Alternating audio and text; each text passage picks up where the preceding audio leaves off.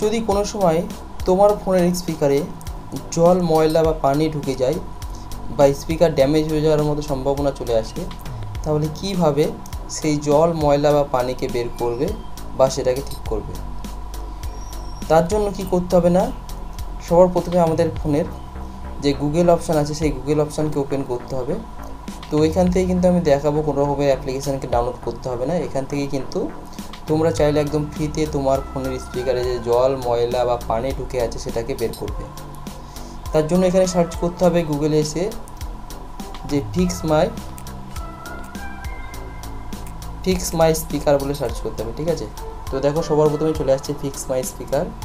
সেই ফিক্স মাই স্পিকারে সার্চ করবে, করলেই সবার প্রথমে যে অপশানটা আসবে ফিক্স মাই স্পিকার, সেখানে ক্লিক করে দেবে।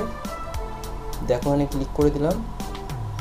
এরপরে দেখো এখানে যে ধুলো, ময়লা বা পানির যে এখানে যে অপশানটা দেখতে পাচ্ছ, যে একটা ফটো দেখতে পাচ্ছ, কিচ্ছু করতে হবে না, শুধু ওখানে একবার ট্যাপ করবে। ট্যাপ করলেই কিন্তু একটা ভাইব্রেশনের মতো একটা আওয়াজ হতে থাকবে। সেই আওয়াজটা কিছুক্ষণ হবে, হওয়ার পরে তোমার যে ফোনের স্পিকারে যে ময়লা বা ধুলো বা পানি আছে সেটা কিন্তু আস্তে আস্তে স্পিকার থেকে বেরিয়ে যাবে এবং যে সাউন্ড কোয়ালিটি যে খারাপ হয়ে গেছিলো ফোনের স্পিকারে সেটাও কিন্তু ঠিক হয়ে যাবে। তো আমি একবার ট্যাপ করে দিচ্ছি এখানে।